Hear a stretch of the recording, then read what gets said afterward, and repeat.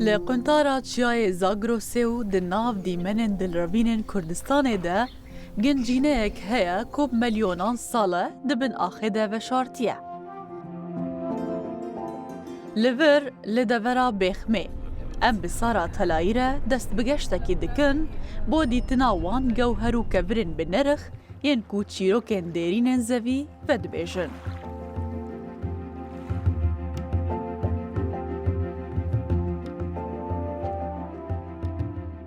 دەبێت چاوت فۆکوس بخاتە سەر خودی بەردەکان بۆی ئەوە تاوە یەک دانە لێرەیە سەوزەکی کاڵە کە تۆ دەزانیت چالەکە ئەو بەنرخە ئەو بەردەیە؟ بەڵێ ئەوە بەردەکی بە نرخە و بۆ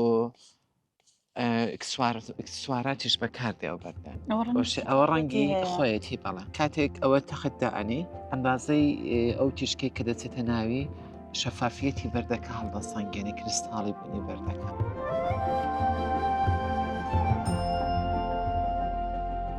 جبو دیتنا وان کوران چاوکی هوربین و شارزا پیویسته. پسپورا ما کو عردناس و بردناسک شارزایه. دبیجه لجیهانه 4000 جورن کوران دتاقیگهان ده هاتنه دست نشان کرن. جوانا 200 جورن بنرخو نیب نرخن وکو گروسولار گارنیت یشم و عقیق کو بشکی مزن جوان لدورن جداین کردستانی هنه. ئەو بەردان گارنێر گروسولاری پێدەڵان دەبێت ئەو بەردەی دەوری بەتاڵ دەکەی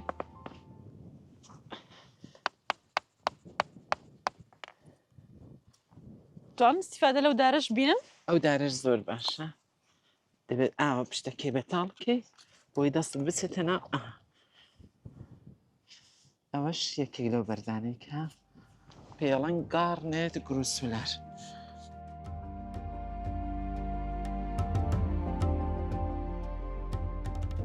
لگوری زانستا جیولوژیای هر کورک خودی ناسنامه که تایبته هشک بون رنگ دگمن بون و بگردی او پیورن کو نرخ هر گوهرکی دیار دکن. 200 ملیۆن ساڵ بۆ 500 ملیۆن ساڵ پێش ئێستا ئێرە هەمووی بەحر بووە کوردستان لەژێر ئاو بووە بۆیە زۆربەی ئەو نیشتەنیانەی کە هاتووەتە سەر تەبەقی ژێر بەحرەکە لەسەر چیاکانی کوردستان وای لێ کردووە بگۆڕێ ئەو تەبەقەی سەرەوە ئەو حاڵەتە دۆلۆمیتی یا دۆلۆستۆنەی پێکێناوە کە ئێستا بە نزانستی کە ئەکسەری چێوەکان ئاهەکین.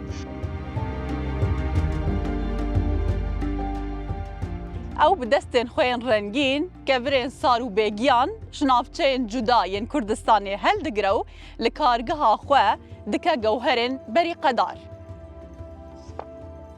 ام بسارای را بدگرن کارگه هاوی لور گشت راسیا کبران دست بیدکه.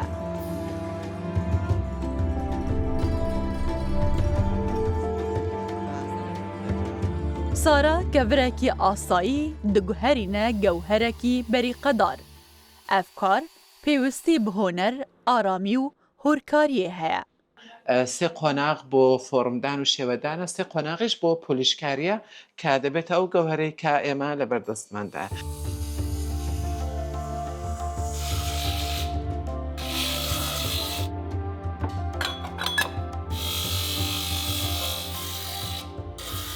سارا جبلی کو او بخوا کار نوازه درست دکه کۆمەک کچ و خۆرتان جی فێری وی کارێ ناوازە دکە.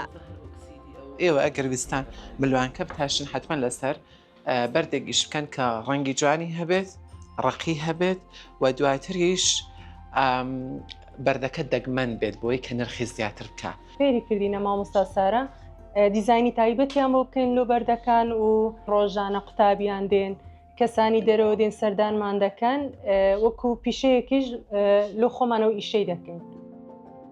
ئەو کەڤرن کو هەتا دۆه li ber kenarên çeman hatibûne ji bîrkirin, îro bi destê kiç û xortên Kurd dibine gewherekî hunerî û çavkaniyeke dehatê. Sara Telayî berdewam e dîtina ciwaniyê di her koşeyeke evî neştîmanî de.